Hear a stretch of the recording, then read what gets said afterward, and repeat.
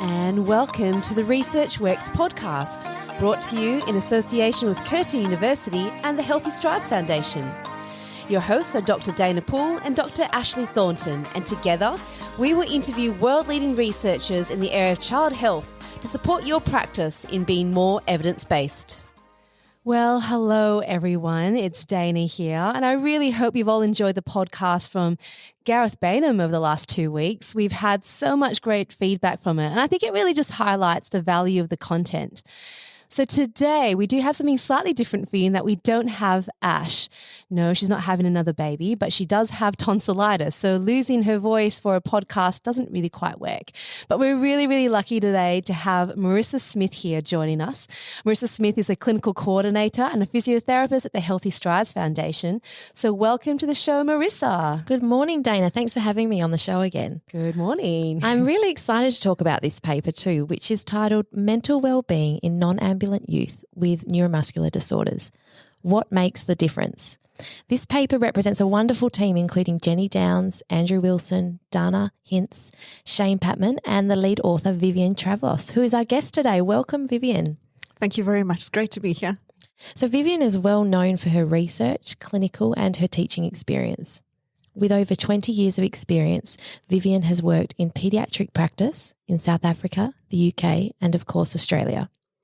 Her research has largely focused on finding ways to optimise health and wellbeing outcomes in adolescents with complex and severe impairments, primarily attributable to neuromuscular and rare diseases.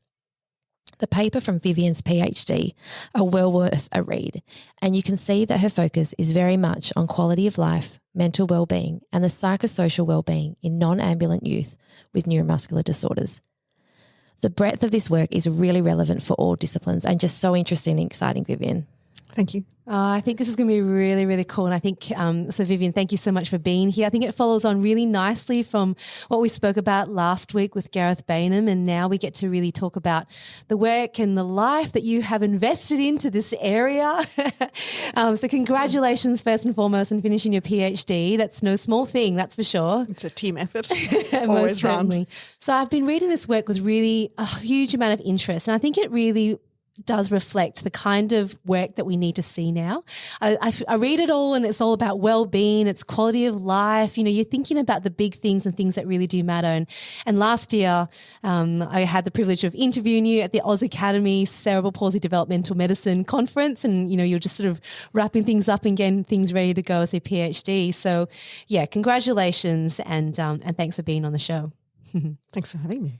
Now, what I know is I haven't done a lot of these, but I know that you learn a whole lot about a person from a good icebreaker question. So before we get into the article, Vivienne, I'm going to channel Ash today and ask you a question. What was your highlight of the recent Olympics? I think watching it as a family and being enthusiastic, and we're a sailing family, so I loved the sailing.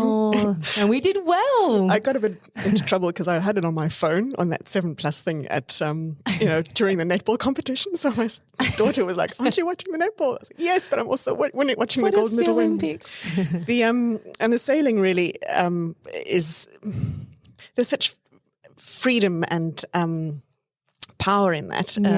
And it kind of comes back to my research, because one of the quotes that came up while I was trying to finish up the research, and you know, the roller coaster that it is. Yes. And reflecting on some of the young people that I work with, and I ended up using this quote in my study with them, is that you cannot direct the wind, but you can set the sails. So no matter what life throws at you, you can navigate it. And I just love watching the Olympic sailing for all that it brings. Oh, wow. That's deep. That's really, really cool. Thanks for sharing, Vivienne. And Dana, what about you? What was your highlight? So for me, the Olympics are wonderful in that you see the breadth of what the human body can do and what teams can do. And the only thing that I can relate to, because I don't think I can do a single thing apart from possibly maybe run, and you could see the potential that you could probably get quite good at that without too much work.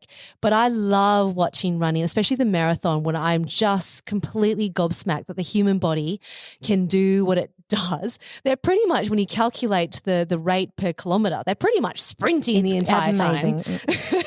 And like it's like a blur behind them as they're running along. You're like, you're going that fast for like that long? It's incredible. So I think the real understanding of what the human body can do and the principles of training, now here's me nerding out, where you kind of go, from an exercise physiology perspective, is that the work that we do in our area, really, we can learn so much from these principles because they're like the gold standard principles of how you can train muscle and fitness and rest and recovery and strength, and love it. Absolutely love the running. What about you, Marissa? Look, I would have to be a little bit biased and say the basketball. I do love basketball myself, so I did love watching it. I love watching the Boomers win a bronze medal. That was pretty cool. And I also love the women. There was a game that they came back and they won by more than 25 points, which got them into the quarterfinals, and that was a real nail biter. So I love not a close game because that's a bit on edge, but it was a very good game, good team morale, and just love the basketball. Yeah, it's just so wonderful.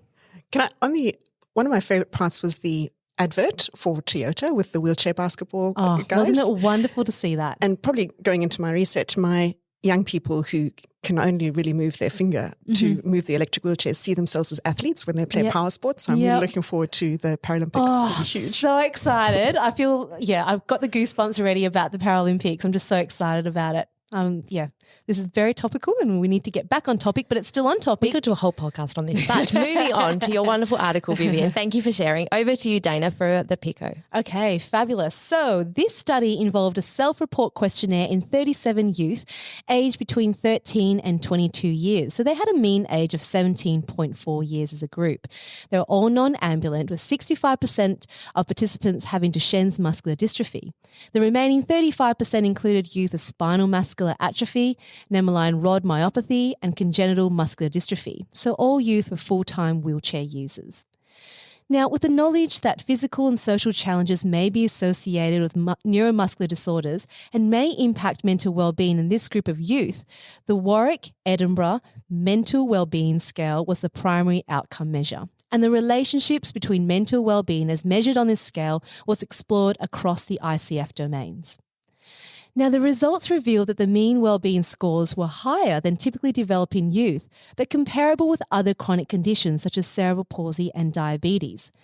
And over half of the youth reported severe comorbidities across all body systems.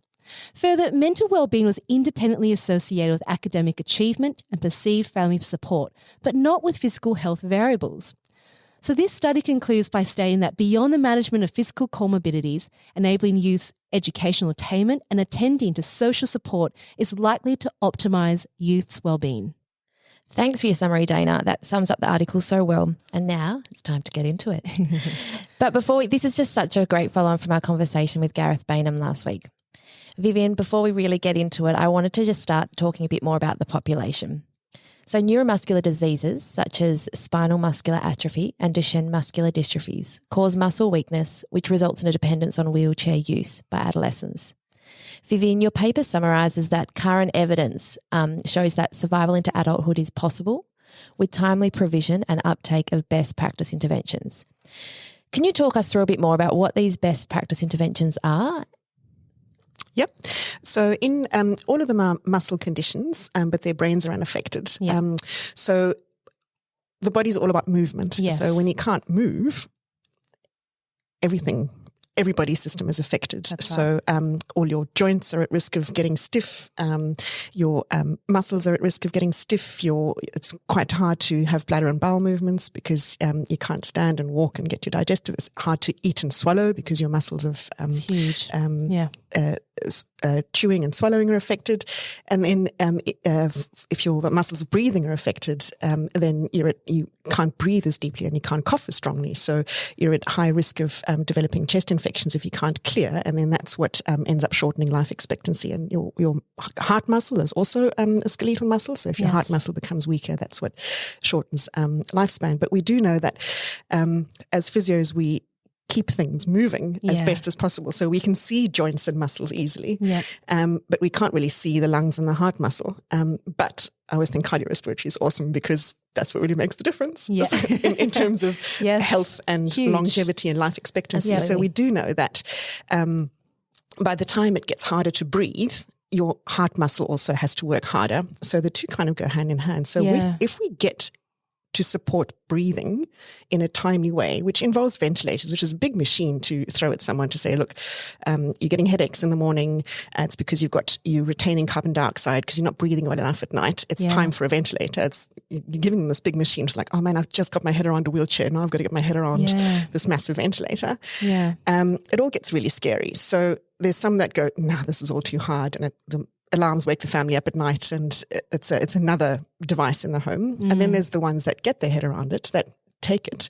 And we've got guys in their 40s and into their 50s now, who, because as soon as they use the ventilator, it helps with the breathing, takes the strain off the heart. Then with the coughing, we can add another device in terms of helping with coughing, with the cough assistant. If you keep healthy, if you stay away from chest infections, life can be good. And that's really where this crowd was at, is that they were really looking after themselves as best they could with the tools they had, so that they can live the life outside of the physical disability. So can I ask about the ventilators? I feel like the general population now are far more aware of what ventilators are amidst this COVID-19 pandemic. Can you can you explain that a little bit more for our listeners with regards to, your non-invasive ventilation, which is what we talk about in this population, and the more invasive forms of ventilation? Yep. So invasive is what they use in ICU when they stick a tube down your throat, or if you survive ICU and you need tracheostomy, that's the hole in your throat. Those are invasive ones. We try and stay away from that, because as soon as you stick stuff down into your airways, there's a high risk of infection of it. So non-invasive is there's lots of different interfaces, and you'll see some of our guys out in the community using just nasal pillows that come up into their nose to push air in. Sure. They're having a mouth, so you may have seen Superman with his sipping, so having a mouthpiece where he sucks the air in. And then overnight, so obviously during the daytime, those are good because you don't look quite so full of so much. A mask. Yeah, that's right. And but at nighttime they might use a full face mask or a full for better cover, because the mouth relaxes when you sleep. So then so they need more support overnight to get air in. So BiPAP is, are you familiar with CPAP? Yes. So people who snore often use continuous positive pressure. So it just blows air in to keep the back of the throat open, keep the tongue down so they get the same pressure of air in. But that doesn't work when there's muscle weakness, because it's too hard to blow out against that amount of pressure. So we prescribe them BiPAP, which is a higher pressure to blow air in and a lower pressure to allow them to blow air out. And that's the kind of ventilator. So like CPAP, but it's two different pressures. Sure. So I guess the whole idea, again, like you said, it's muscle, and muscle needs to recover, or it might be too fatigued to function optimally. So this is a really form of best practice for good cardiovascular health. Yeah. Okay. Thank you. So, all right. Well, let's go from there now and talk a little bit more about what kind of other interventions might be available. So we've talked about non-invasive ventilation. What other, just in brief, what other interventions are considered best practice for this population? Yep. So sticking with cardiorespiratory health is the ventilators. And then they say if breathing is like walking, coughing is like sprinting. Right. So you need even more muscle power to cough. So then we have a couple of tools in our toolbox to help with getting a stronger cough, like lung volume recruitment. And then you may have heard of cough assist devices. Yes. They're really becoming more familiar to clinicians in the community. And then all the muscles of the body. So we've got wheelchairs to help them with walking. We've got, in terms of physical activity, we want to keep things mobile. So passive cycling, passive movements, but that takes time. So there's been some lovely research by Jenny Downs as well, looking at sit-to-stand wheelchairs to help with both joint range, muscle lengthening, and bladder and bowel emptying when they're upright versus sitting, plus all the social benefits of sit-to-stand wheelchairs. And then all the nutritional, so to support swallowing, they might have a peg, so they don't have to spend so much time eating. And it's also, if you can't swallow well, you're at risk of aspiration. So many of them might have a peg. And then down to all the supports to help with academic work, with reading, writing. The speech therapists will have all the access stuff too. The OTs and speeches will be hugely involved in environmental access. So it really is it's so multidisciplinary, isn't it? Across the board, there's a role for everyone to play. And I guess segue now into the work you're doing in terms of well-being. Now, well-being is such a broad term, that we talk about health and well-being. And I like how you've defined this in your papers and how you talk about this. So I just wonder if you can just go through now in some areas of what affects well-being in this population. There's well-being and there's quality of life, and they often overlap. What we've done to date is try to measure quality of life. Yeah. But when you look at how the measures of quality of life are put together, big components of them look at whether you can walk and run. So when you then measure these guys who cannot walk and run against their quality of life, it comes up as low. Yeah. Sure. If you look at how the PEDS-QL and the kids screen is a bit more looking at psychosocial as well. So then it's a bit more of a balanced measure. But the research, and when we look at mental well-being, which is separate from your physical well-being, it measures things like hope, resilience, belonging, that from all the mental health messages that you see in the world out there, it reflects measures of mental health in there as well. Sure, yeah, because it's all important. I mean, it's something that we need to consider for everyone. What we see is often the physical aspect, but there's so much more, it's deeper than that. And when we're talking about these neurodegenerative conditions, we are also talking about obviously life expectancy and, they're big things that are looming over someone's thoughts and their family. Yeah. And I imagine that'd be a huge impact on mental well-being. Yep. So one of the things that got me early in my career with neuromuscular guys was one of my blokes said, "Hey Viv, I'm not here for a long time, but I'm here for a good time." Just happens that he's still around. He's my age now, so he's having a really good time. We can all take a definite leaf out of that. It's hard. You cannot take away, and I do realize that there's talk about suffering, sure, and you cannot take away that it's damn hard to need all that help in every single task of daily life, but the beauty of what I really enjoyed in my research, there's so much more to just the physical. And I really hope that my research shares that. Yeah, absolutely. Absolutely. Yeah. Okay, now as to go a bit more into the article, Vivienne, you used a broad range of measures that were selected across the ICF, all of which are self-reported questionnaires. Can you tell us a bit more about your primary outcome measure, the Warwick Edinburgh Mental Wellbeing Scale? It's quite a mouthful. Nice one. Do you know, it's one of the power of those conversations at conferences when you're having tea. It actually came at one of the telethon get-togethers where I was right at the beginning of my research, like, how am I going to measure quality of life? And and I can't remember exactly who it was, but he said, the Warwick Edinburgh Mental Wellbeing tool has just come out of Scotland, and it's a lovely tool because it doesn't look at physical. Yeah. And I went, awesome. Let me see how this compares. Yep. So the Warwick Edinburgh Mental Wellbeing Scale is used in across the lifespan.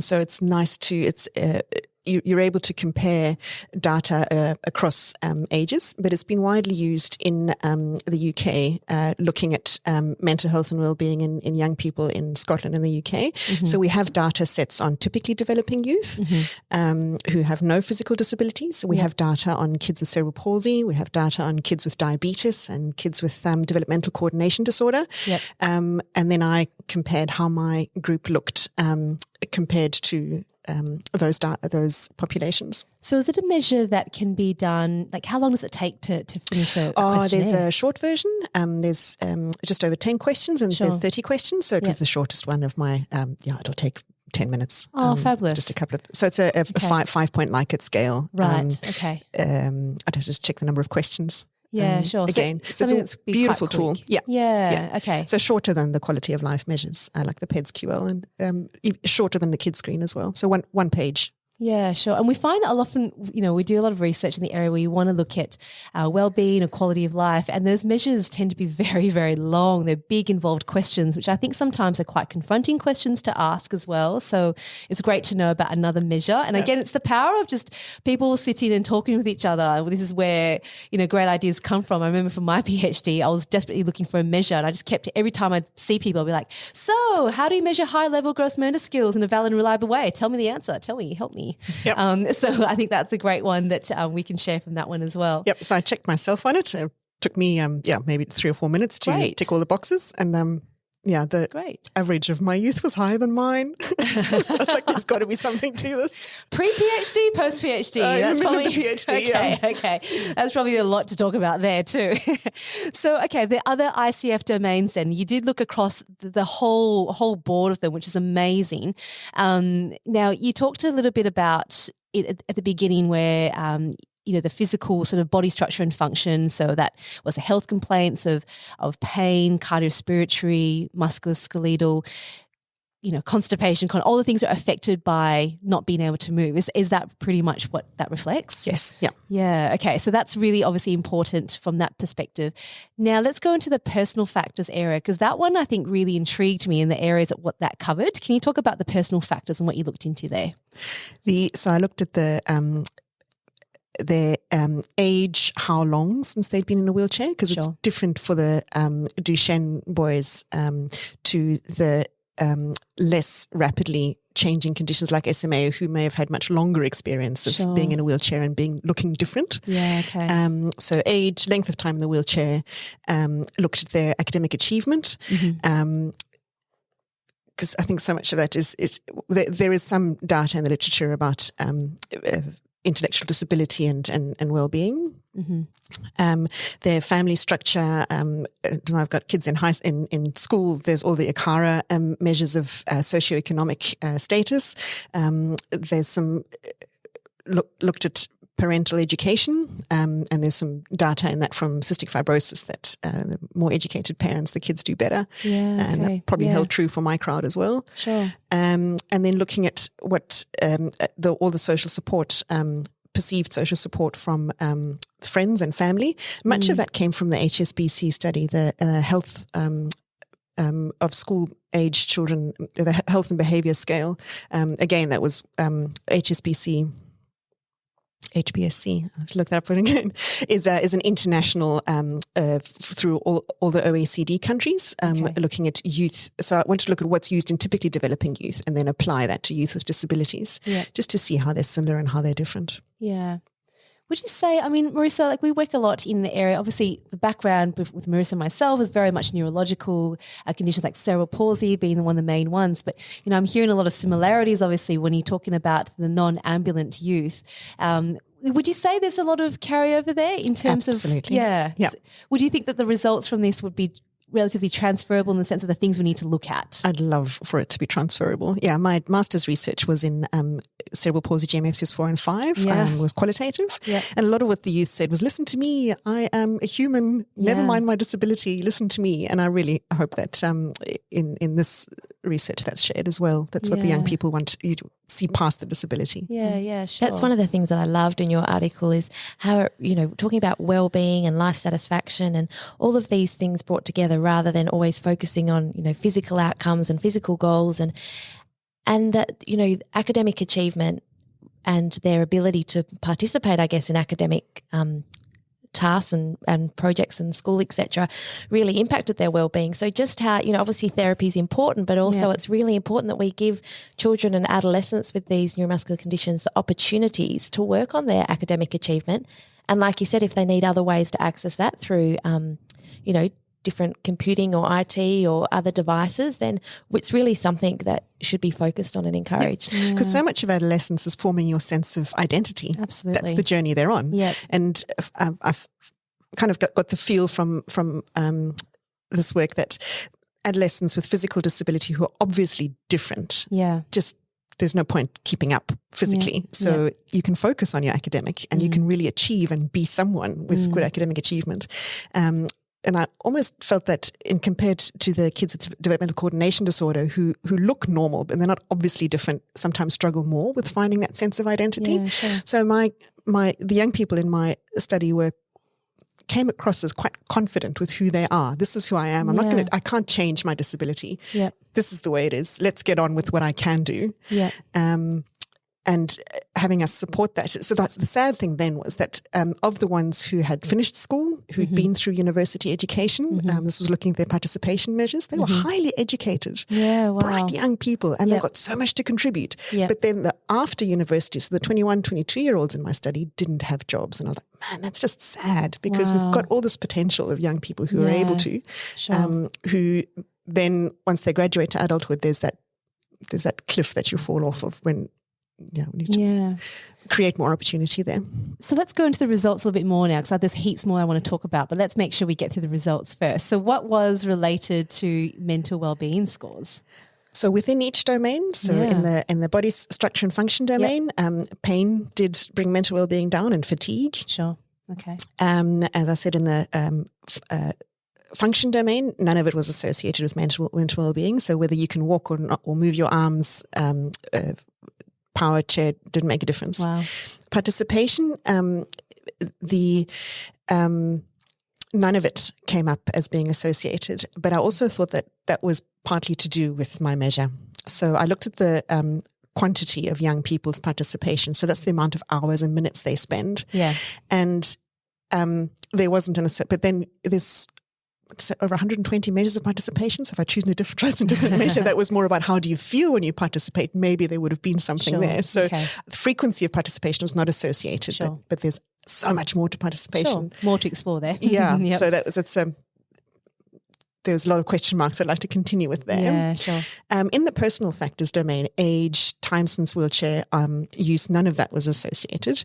But in the personal factors domain, it was the support, perceived support from family and friends really lifted their well-being. And when I plugged them all in together into a combined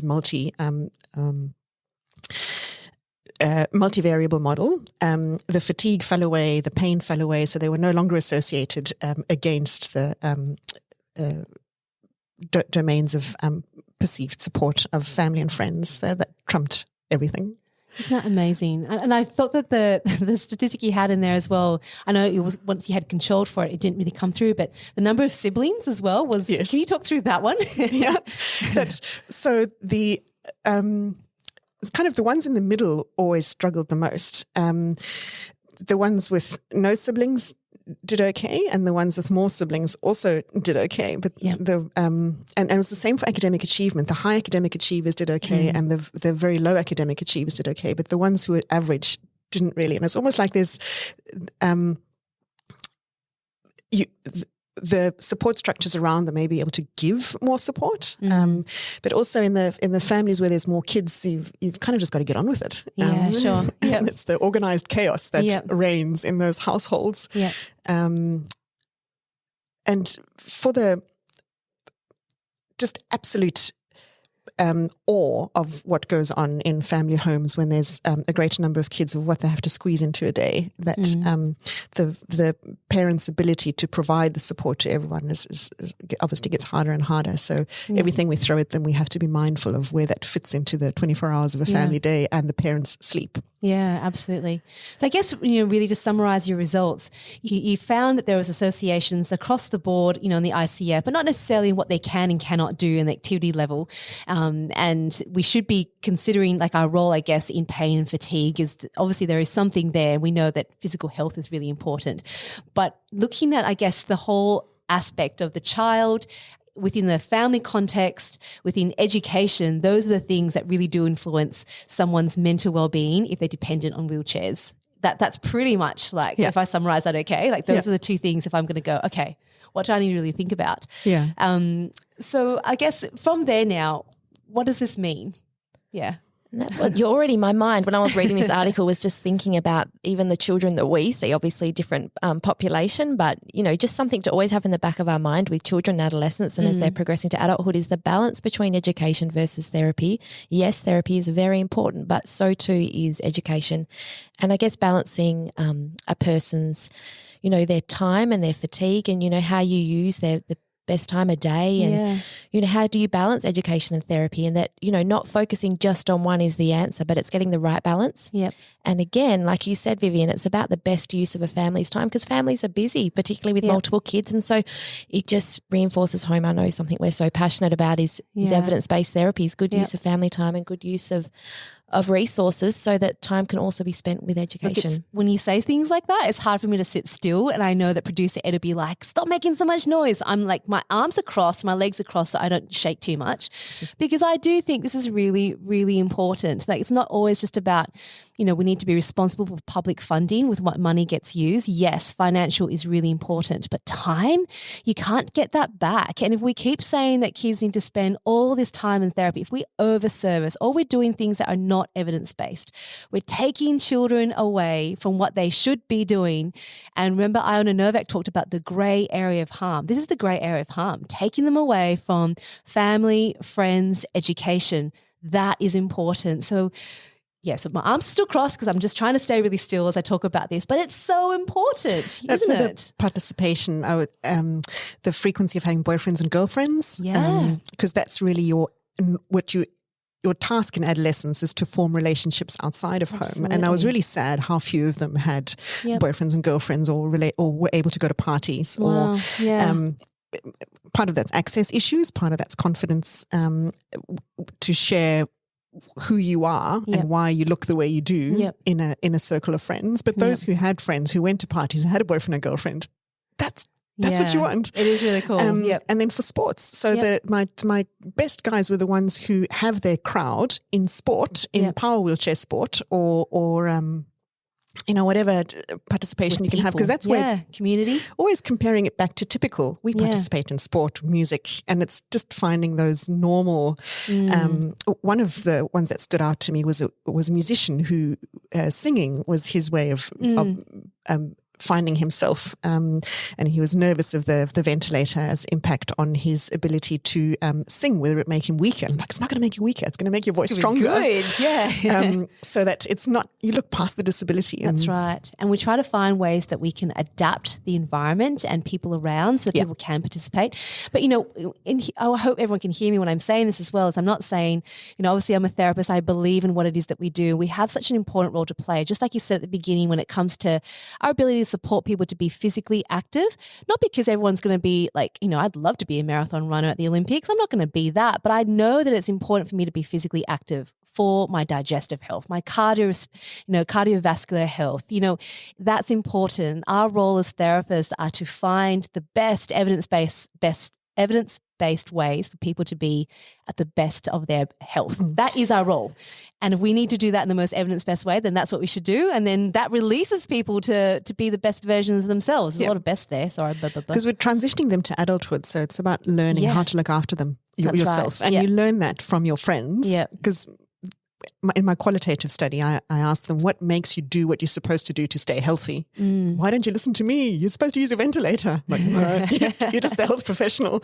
I listen to my friends and family. So if you believe, your friends and family, and all of us are the same, we'll do as we're told by our friends and family. We're not going to always go to the people that are closest doctor. to you. Yeah. So that the more participation we have in similar people with similar experiences, the more powerful the health education. Yeah, I always feel like it's like in a lot of areas, it's like the pendulum swings, right? So, the pendulum previously was very much body structure and function. We focused on that. We hoped that if we addressed that, we'd improve activity and participation. That was always our hope. And then we realized that actually really didn't happen. And then the pendulum swung all the way to the other direction where we go, participation.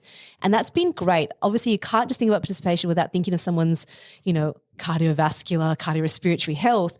But the reason why it's swung that direction is because we need to be more balanced in our perspective. And I think in this population, when so much is at stake, it just really brings forward the importance of that balanced perspective. Yeah, and learning from each other when you around people who are similar.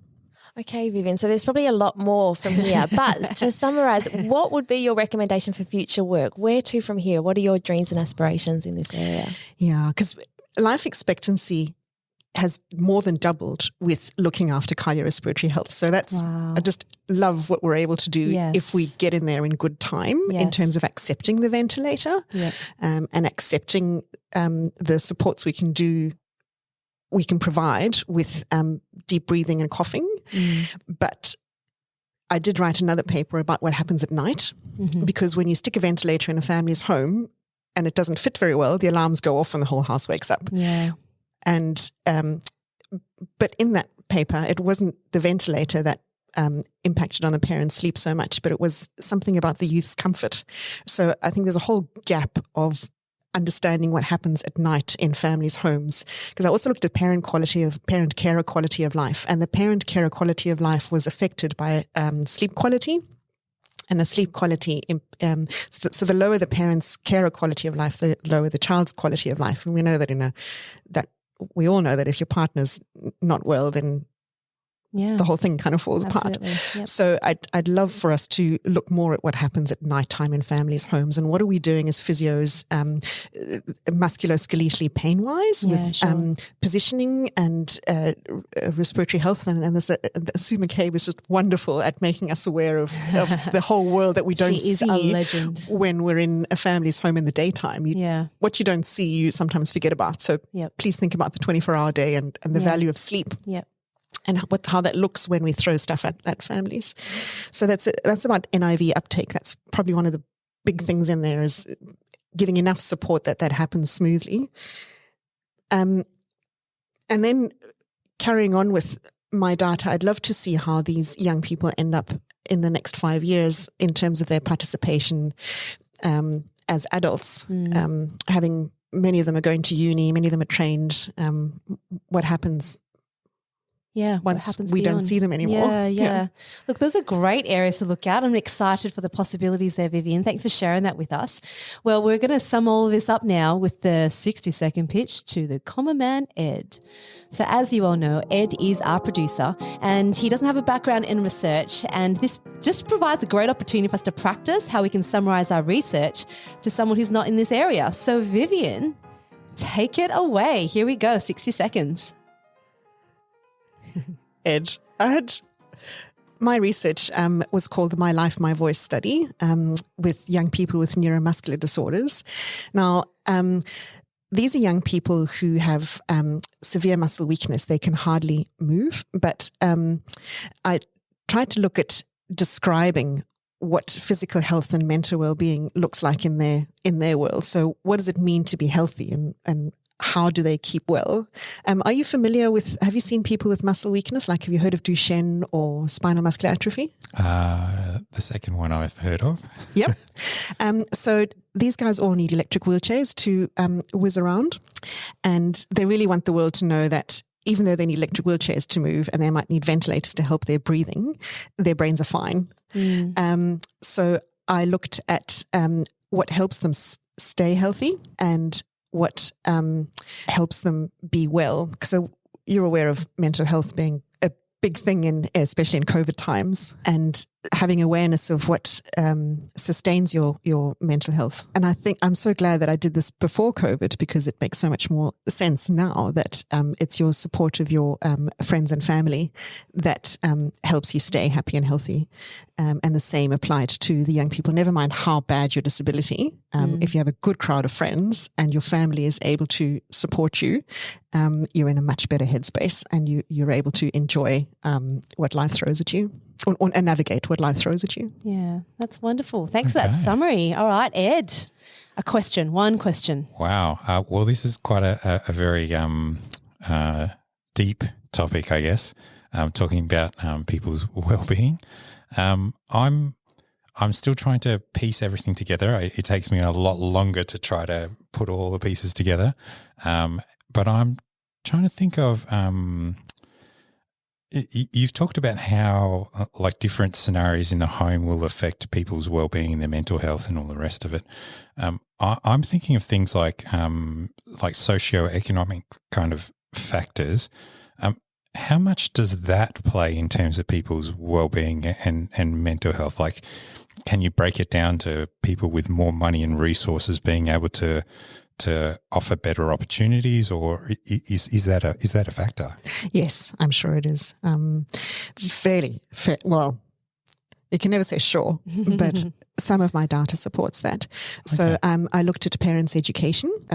Participants are a bit biased towards being families with parents who are more highly educated, maybe because they have more capacity to participate in the research study. So I didn't capture the ones, I didn't capture a breadth of parental education.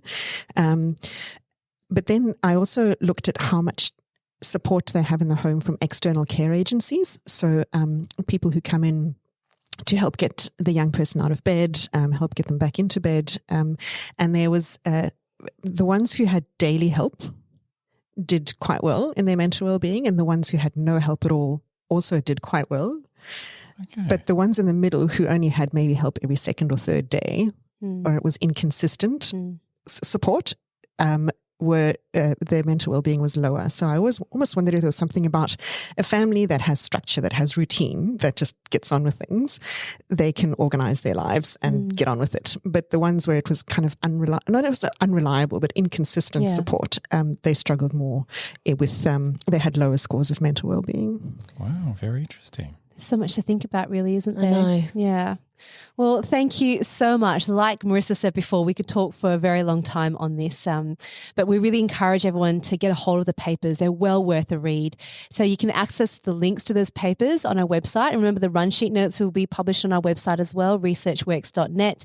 And of course, if you want this recorded as part of your CPD requirements, it's a form that you can fill out. And so you can keep this as part of your PD.